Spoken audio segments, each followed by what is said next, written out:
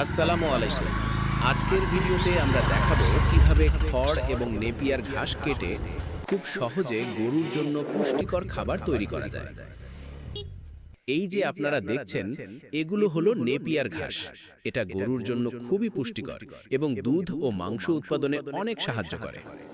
সাধারণত ৪৫ থেকে ৬০ দিনের মধ্যে এই ঘাস কাটার জন্য উপযুক্ত হয়ে যায়।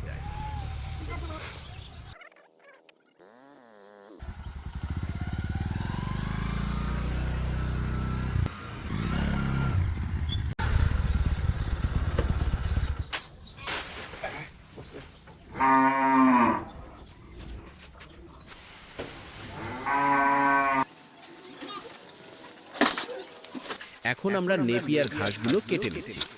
চেষ্টা করবেন ঘাসগুলো ছোট ছোট করে কাটতে, এতে গরু সহজে খেতে পারে।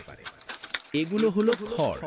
খড় গরুর জন্য ফাইবারের ভালো উৎস, কিন্তু শুধু খড় খাওয়ালে পুষ্টি কম হয়। তাই আমরা খড়ের সাথে নেপিয়ার ঘাস মিশিয়ে খাবার তৈরি করব। এখন আমরা কাটা নেপিয়ার ঘাস এবং খড় একসাথে মিশিয়ে নিচ্ছি।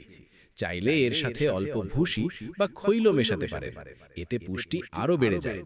এখন আমরা এই খাবারটা গরুকে দিচ্ছি। দেখতেই পাচ্ছেন গরু খুব আগ্রহ নিয়ে খাচ্ছে। নিয়মিত এইভাবে খাওয়ালে গরুর স্বাস্থ্য ভালো থাকে এবং উৎপাদন বাড়ে। ভিডিওটি যদি ভালো লাগে তাহলে লাইক, কমেন্ট এবং শেয়ার করতে ভুলবেন না। আর নতুন নতুন খামারের ভিডিও পেতে আমাদের চ্যানেলটি সাবস্ক্রাইব করুন। আল্লাহ হাফেজ।